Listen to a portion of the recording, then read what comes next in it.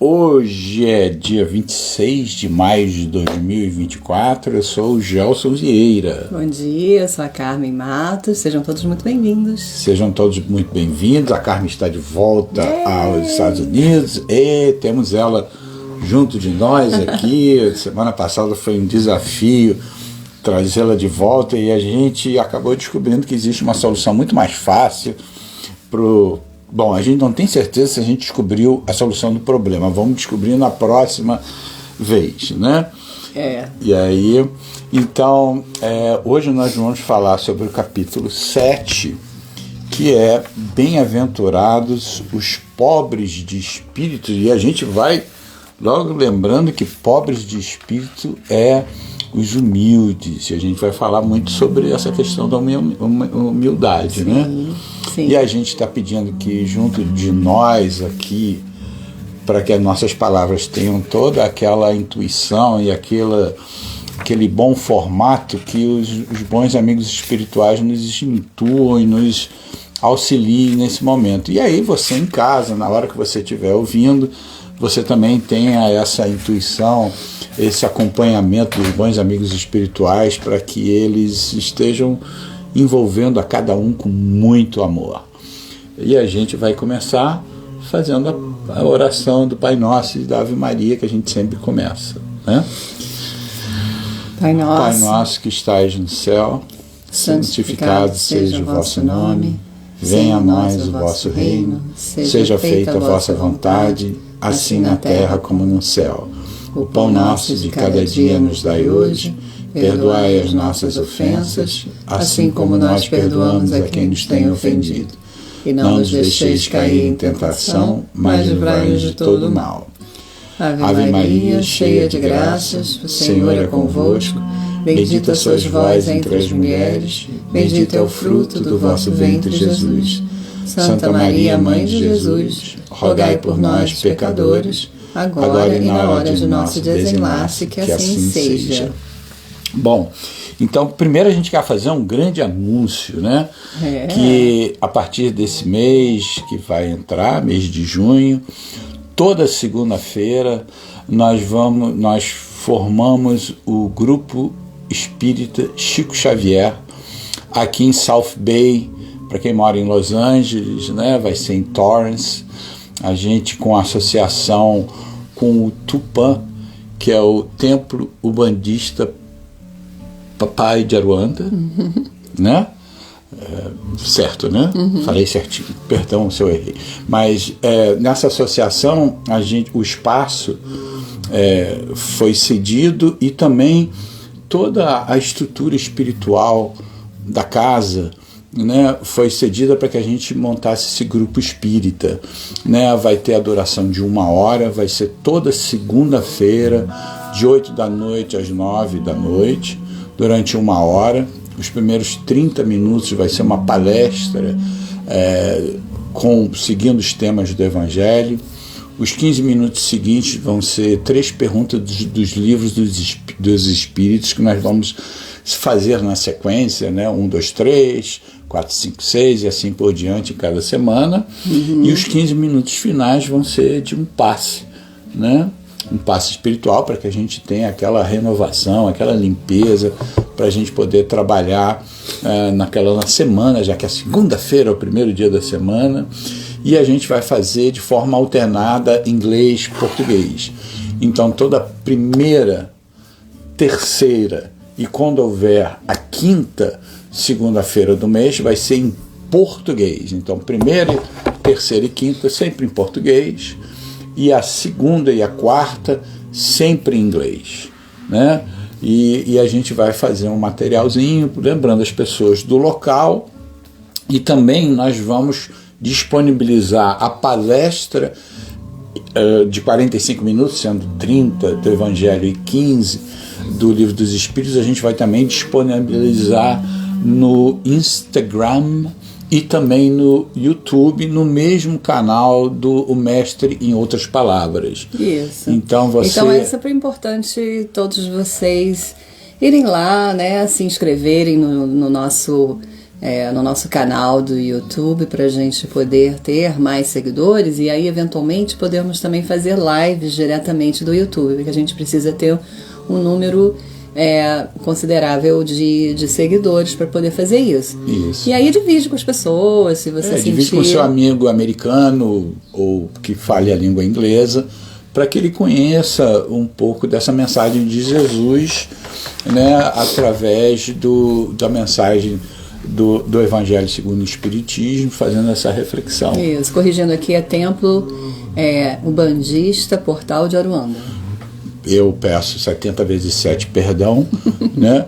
E... Bom dia para todo mundo, olha só quanta gente maravilhosa aqui, acompanhando a nossa live, a Bela Greenberg, a Bela Gaglionone, Maria Eugênia, olha, muito obrigada pela presença de vocês. Divide aí, chama aí o pessoal para participar do nosso Evangelho. É verdade. E hoje o nosso capítulo 7 do Evangelho segundo o Espiritismo, lembrando que vocês podem fazer o seu download em PDF, em português, em inglês, em francês, em alemão, em tudo. É uma coisa maravilhosa essa modernidade. Bom dia, doutora Berenice. Olha aí. Olha que coisa boa. Maravilhoso. Então, o capítulo 7 é Bem-aventurados os pobres de espíritos.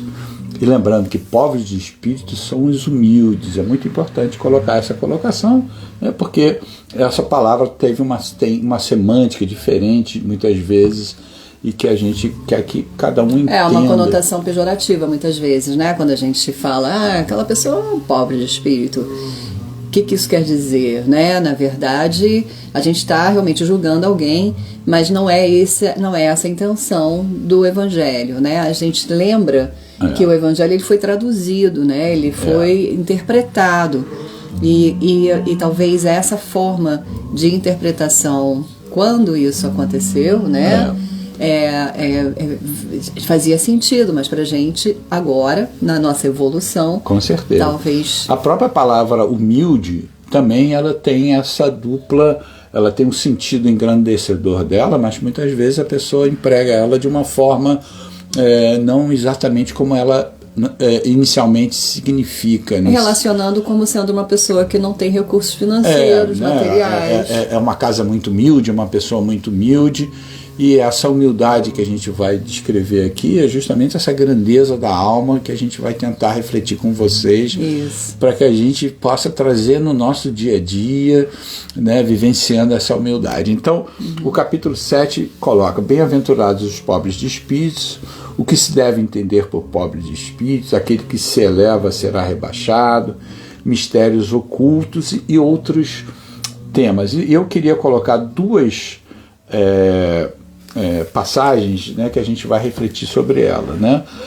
Uma dizendo: por pobres de espírito, Jesus não se refere aos homens desprovidos de inteligência, mas aos humildes, e diz que o reino dos céus é para estes e não para os orgulhosos. Hoje a gente vai falar bastante sobre a questão dessa grande chaga da humanidade, que é o orgulho, né?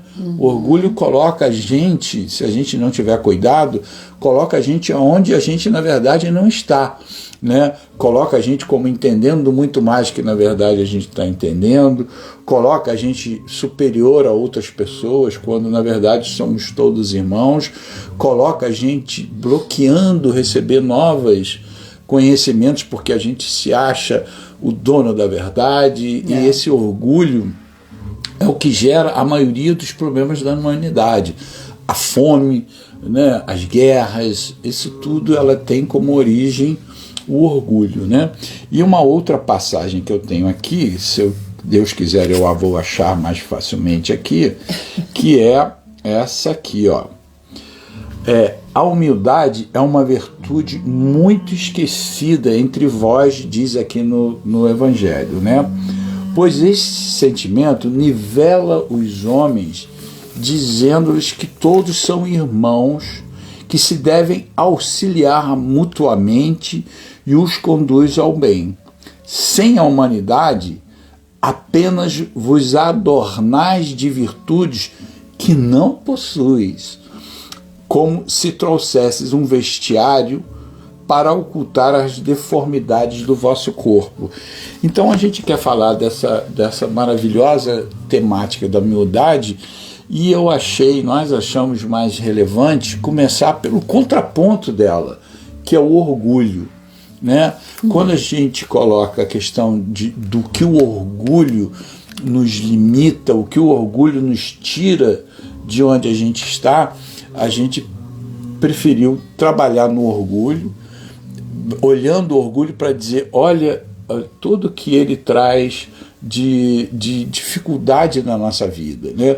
Como a gente usa muito a escola, e eu uso muito o GPS, né? Aquele localizador, no Brasil se chama Waze, a gente coloca muito ele. Qual seria a utilidade de um GPS, de um localizador que nos leva maravilhosamente daqui de Los Angeles a São Francisco sem nos perder, que nos leva a qualquer lugar do Rio de Janeiro, a qualquer outro ponto sem nos perdermos? Qual seria a utilidade desse artefato se ele desse a localização orgulhosa de nós, dizendo, em vez de estarmos aqui, nós estamos bem mais na frente. Em vez de a gente, né, precisar demorar tanto tempo, a gente precisa de muito menos tempo. Então, um instrumento desse não nos serviria de nada para dizer onde nós estamos, o caminho que a gente tem que seguir. E o orgulho, se a gente deixa ele nos dominar e nos deixa ele no dia a dia, ele nos tira desse sentimento de saber quem nós realmente somos. O grande projeto de fazer a reforma íntima é olhar para dentro e dizer, como é que eu realmente estou? O que são as sombras que eu tenho, que eu vou ter que trazer luz sobre elas, saber exatamente como ela se origina, o que deflagra essa situação, como eu conheço isso, para poder ir iluminando essa sombra, sabendo realmente o tamanho, a extensão, as consequências dessa sombra, como é que a gente trabalha isso? E se a gente tiver orgulho, a gente vai deixar essa sombra de lado, como se nós não as tivéssemos. Nós estaremos refratários a todos aqueles que chegam próximos de nós para nos auxiliar nesse processo de trabalhar essa sombra, ou mesmo nós lendo qualquer artigo, nós vendo um vídeo, nós ouvindo uma palestra, vai dizer, isso não é para mim, isso é para o outro. Então esse orgulho que a gente precisa trabalhar, e de novo, lembrando, querido, opa! O opa é onde você trabalha o seu orgulho também. Você está manifestando alguma coisa, alguém vai te dizer alguma coisa, você diz, não, eu não tenho tempo para te ouvir, ou eu não tenho tempo para ler isso aqui alguém me mandou, um amigo me mandou, eu não vou ler porque eu já sei. Ou alguém tem uma posição, quer seja política, quer seja de qualquer natureza, e você diz, eu não vou ouvir o outro, porque o outro não tem nada para mim. Se ele não concorda 100% comigo, com o meu orgulho, eu não o escuto mais. E essa não ouvir o próximo, não ouvir os próximos de nós, ou aqueles que trazem uma mensagem, nos coloca numa ilha muito pequena do conhecimento. Existe, você quer falar alguma coisa? Que hoje eu estou falando muito, né? Você acordou falando muito hoje, né, meu amor? Pelo amor de Deus. Eu estava pensando aqui, né, também essa coisa da humildade ou do orgulho, né, que é o contraponto, é chegar num ponto em se perguntar, né, o que eu acho que eu sei e o que eu sei que eu não sei ainda. Isso é uma grande pergunta que a gente faz, né, com a gente. Qual é essa minha posição em que eu estou coletando informações, eu estou aprendendo com a vida, eu estou adquirindo conhecimento, experiências, o que eu já sei, mas o que eu ainda não sei. E isso é uma constância na nossa vida, não só aqui materialmente, mas espiritualmente também. O que é você estar num ponto de eu compreendo que eu eu preciso desenvolver em mim as virtudes, né, de ser uma pessoa melhor, mas esse desenvolver para ser uma pessoa melhor é uma coisa que não tem fim, na verdade. Ela é eterna, né? Existe uma figura muito maravilhosa que eu ouvi numa palestra, e não sei se vou lembrar o nome dele exato, que eu acho que é o Marcelo Genger. Provavelmente errei.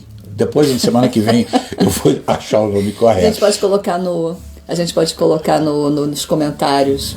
É aquele brasileiro que ganhou uma premiação, a mais alta premiação, que combina a questão espiritual com a questão científica. Ele é um grande cientista e tem um grande olhos para essa questão espiritual. Mas a comparação que eu não sei nem se é dele, comparando o nosso conhecimento a gente viver numa ilha do tamanho dessa pequena sala aqui, né? Quando a gente ignora tudo, a gente acha que sabe tudo, porque a gente olha o mar ali e diz, não, eu conheço, ali faz uma voltinha, ali tem 5 pedrinhas, aqui tem, eu sei de tudo. Quando você começa a expandir o seu conhecimento, é quando essa ilha de conhecimento começa a aumentar, e você descobre, não, tem mais isso, tem mais isso, tem mais aquilo. E quando você se dá conta da imensidão, você descobre que você está num continente inteiro, onde o número, né, desse contato da terra com o mar, né, que é esse olhar para o conhecimento, você diz, é infindável. E quando você se dá conta desse infindável, você descobre que ainda é mais do que aquilo. Sim. Tanto é que Sócrates, ou que se atribui a Sócrates, dizendo o que sei é que nada sei, ele se dá conta de que hoje, se você começa a adquirir um conhecimento de alguma coisa e você começa a pesquisar aquilo, você descobre que o cabedal de conhecimento que existe por trás daquilo é uma coisa enorme. É verdade. Eu tenho um conhecido, né, que fez um pós-doutorado de biologia, e ele tinha, na pesquisa dele, ele tinha que pesquisar uma determinada enzima de um determinado peixe que facilitava numa questão anti-inflamatória ou alguma coisa parecida com isso. Uhum. Ele demorou anos para entender apenas aquele aspecto da enzima para que ele pudesse replicar no corpo humano, mostrando essa infinita inteligência e mostrando que qual é o limite de você dizer que já conheço sobre isso. A Rosane está falando aqui uma coisa interessante. Acho que é comum confundir humildade com humilhação, não acho? É verdade, é verdade. A humildade é você saber o que você realmente conhece, está aberta a tudo isso. Humilhação é muito diferente disso, é você ser colocado para trás, para baixo, normalmente por alguém orgulhoso, que se acha acima de tudo, e você diz, eu não vou responder a isso, porque esse irmão ainda está para um processo de crescimento que ele não atingiu. O que eu vou argumentar com ele? Né? Jesus lá atrás, quando foi perguntado a ele, você é mestre? Ele se calou, porque disse a verdade, né? Jesus tentando colocar, né, que a verdade ia esclarecer todo mundo, e chegou uma hora que ele disse, não me cabe aqui falar porque essa pessoa não vai entender. Então, às vezes, se a gente sofre uma humilhação, não é a respeito de nós, está refletindo o que o outro é. Então, o outro ainda vai ter que passar por um processo de esclarecimento que a vida vai trazer para ele. Nós não precisamos ser esse instrumento, porque ele vai ter esse processo. Né? Sim. Então, de novo, fala muito, qualquer ofensa fala muito mais do ofensor do que do ofendido. Né? Por isso que a gente se conhecer é muito importante, porque a gente vai ouvir alguma coisa, talvez aquela ofensa ou aquela coisa que a gente ouça, talvez nos sirva para, em sendo humilde, dizer, puxa, essa pessoa me chamou disso, eu sou isso. deixa eu olhar para as minhas atitudes, eu reflito isso? Não, eu não reflito isso. Ótimo. Olha, sabe que ele tinha um quê de razão? Eu tenho esse tipo de coisa, vou trabalhar nisso. Agradeci aquele orgulhoso que usou de formas desequilibradas para me alertar numa coisa que eu, com humildade, eu estou trabalhando. De novo, né? Essa humildade não precisa ser anexada somente a pessoas que têm um baixo, né, uma dificuldade financeira, uma limitação material, não necessariamente. E isso a gente conversou um pouquinho ontem, que existe, talvez, o risco da gente entender, e aí existe esse dogma, né, que envolve muitas religiões, em que foi mal interpretado o que Jesus quis dizer com relação ao humilde, o pobre, o miserável.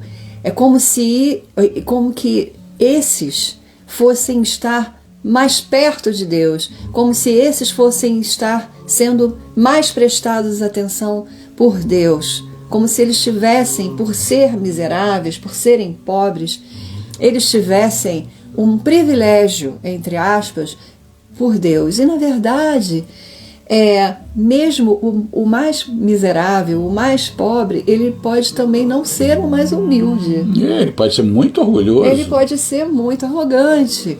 Tanto quanto um grande rico, um milionário, que tem tudo na vida, que não tem nada que reclamar, que seja extremamente humilde. É verdade. Né? Que seja extremamente amoroso, que seja caridoso, que use esses recursos de uma forma consciente. Então, assim, talvez as palavras do Evangelho, né, elas foram traduzidas em algum momento e faziam sentido para aquelas, né, para aquela realidade, enfatizar que talvez os grandes, poderosos, eles tinham o uso disso de uma forma arrogante. Né? Então é só um ponto que eu queria trazer. Não, é muito importante isso para não ter essa associação, essa demonização da riqueza e da abundância.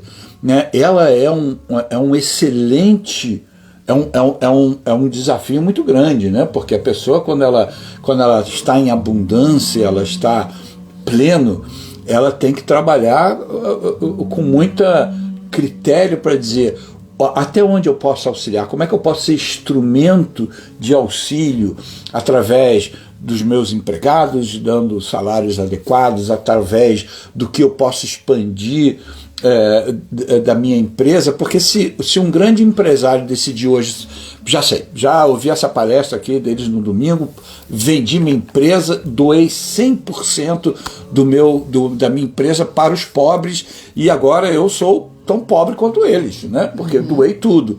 Não é essa a ideia, porque se você tem essa habilidade de administrar, de gerar riqueza, é muito importante esse seu trabalho, esse seu talento que você recebeu, né, naquela passagem dos talentos. O seu talento é bem administrar, é gerar recursos. Para quê? Para que pessoas melhores recebam melhores salários, que fornecedores sejam melhores pagos, que você tenha certeza de que todo aquele processo que você vive, você está contribuindo da melhor forma possível. E se perguntar o que realmente eu preciso. Eu preciso de uma casa de 10 quartos, que é para me melhorar em relação ao meu vizinho, que tem uma casa de 9 quartos. É ego que está gerando eu gastar? Ou eu vou olhar para a minha consciência dos meus gastos, das minhas posses, do que eu uso, para usar com brevidade? Porque se eu não usar com equilíbrio, qual é o ensinamento que a vida vai me trazer? Olha, você recebeu tudo com abundância, houve um desequilíbrio em manusear essa abundância, agora nós vamos lhe dar uma lição por uma falta disso. Enquanto que aquele que sempre produziu teve abundância e trabalhou adequadamente para que o máximo de pessoas pudessem receber isso, não há nenhuma razão para que a espiritualidade sempre diga, olha, a sua próxima vida, você como é um grande gerador de benefícios pela sua abundância financeira, você vai continuar a ter, você não precisa da lição da escassez para saber utilizar isso. Então, a abundância será sempre um instrumento para você, porque você vai fazer muito bem aos próximos. Então, a gente tem que ter muito cuidado de fazer esse contraponto simplista, de dizer, muito dinheiro, pecador, se aproveitou. Olha eu com a mão de novo aqui. Eu tô só olhando aqui para a mão. Então, eu já botei essa mão. Então é isso. Então, vejam isso, nós já chegamos. Peraí, calma. E essa pobreza e essa riqueza que Jesus estava querendo dizer não é material. É uma riqueza ou uma pobreza interna. Justamente. É de espírito, é de alma, não é? Então, vamos prestar atenção nesse julgamento. Porque muitas vezes, como você mesmo estava falando, até o mais simples, né? A pessoa que tem menos recursos, ela pode ser também bem amarga. Ela pode ser uma pessoa que pensa só em si. É só eu. Uhum. Né? Vamos chegar um pouquinho mais perto aqui da nossa realidade. Né? Essa história, essa tragédia que está acontecendo no Sul. Uhum. Tantas pessoas passando por situações muito difíceis. Como que está mobilizando tantas pessoas, como que muitas pessoas estão contribuindo, usando essa oportunidade de ser caridoso, de ser de emanar luz, mas também de enviar recursos e roupas. E muitas delas, né, com situações também simples, porém, algumas delas mandando roupas que não têm a menor condição de ser usado. Lixo, literalmente. Né? Então, assim, como que a gente julga? Não é pela condição, é pela consciência. Né? A sua riqueza ou a sua pobreza está na sua consciência. É verdade. E essa semana use o seu OPA para você lembrar, a sua atitude, ela está tendo um grau de orgulho, você não está ouvindo alguém por uma questão, observa essa situação, observa, então, poxa, eu não estou querendo ouvir essa pessoa, eu estou me sentindo superior a ela. Só esse sentimento de se achar superior a alguém já é o grande alarme para acionar o OPA. E o P, você dá aquela paradinha, dá aquela respiradinha para dizer, por que eu não estou ouvindo o outro? Por que eu acho que eu já sei a verdade? Por que a verdade é a minha verdade? E aí você age ouvindo o outro com ouvidos, né, abertos a dizer, algo pode me servir. Pode ser que nada me sirva, e aí diz, puxa vida, essa pessoa tem uma vida que nada me serve, eu refleti e tal. Né? E lembrando que não esta segunda, a outra segunda, 8 horas horário da Califórnia, que vai ser meia-noite no Brasil, para quem tiver insônia, ou para quem vai estar gravado, 45 minutos aproximadamente. Tudo é um experimento. Ali a gente, de novo, somos imperfeitos, trabalhando, então pode alguma coisa sair aqui errada, mas a intenção é muito boa. Isso, peço a vibração e o amor de vocês nesse movimento, que é um movimento muito significativo para nós, né? Disponibilizar mais um momento em que a pessoa pode trabalhar esse crescimento espiritual. Fale para os seus amigos, especialmente quem mora perto de South Bay. E receber um passe também, estar no lugar, né, que lugar tem uma vibração muito preparado para que essas pessoas recebam o seu passe. Ali o lado espiritual vai estar presente. E vai ser uma experiência muito enriquecedora para todo mundo. Divulguem, fofoquem sobre isso, né, no bom sentido, e deixem todo mundo saber. Então vai ser no dia 3 de junho que a gente vai, o Gelson vai começar o grupo espírita, E eu vou estar lá Chico com Xavier, certeza. Olha né? que lindo. Uma homenagem a Chico Xavier, que eu sou um fã incondicional. Ele faleceu no mesmo dia que o Brasil foi campeão mundial de futebol, porque ele disse que ia partir e o povo ia estar alegre. De tão humilde que ele é, ele esperou um momento que as pessoas estivessem em pura euforia para não sentirem tanto. Ele sabia dessa questão da coletividade estando entristecida, ela gera uma onda. Né? Ele sabe disso. Então ele falou, eu vou num momento em que haja um contraponto à minha partida. Mas uma das coisas mais legais é que eu soube que eu ia ser pai do Rafael nesse mesmo dia que o Chico Xavier desencarnou. Então eu vou sempre lembrar isso pro resto da minha vida, que foi o dia que eu soube que ia ser pai. Ai, que lindo! É muito legal mesmo. Muito bom, muito bom. Então, a gente vai tentar, Leila, a gente vai tentar gravar esses encontros de segunda-feira presenciais e vamos fazer o melhor para poder postar. A gente vai provavelmente ter que postar só no YouTube. E agora vai ter uma oportunidade de ter palestras em inglês, né? Que vão ser 2 palestras por mês em inglês, também de 45 minutos, Evangelho 30 minutos e Livro dos Espíritos 15 minutos. E é uma oportunidade para vocês mandarem amorosamente para os seus amigos, e é bom, sendo o inglês, é uma língua muito mais universal, né? Então façam isso, façam essa coisa e gratidão por todos aí, tá bom? Então peguem a sua água, que foi vibrada durante esse momento em que nós acessamos essa luz maravilhosa de todos os nossos mentores, que essa água seja a sua medicina da alma.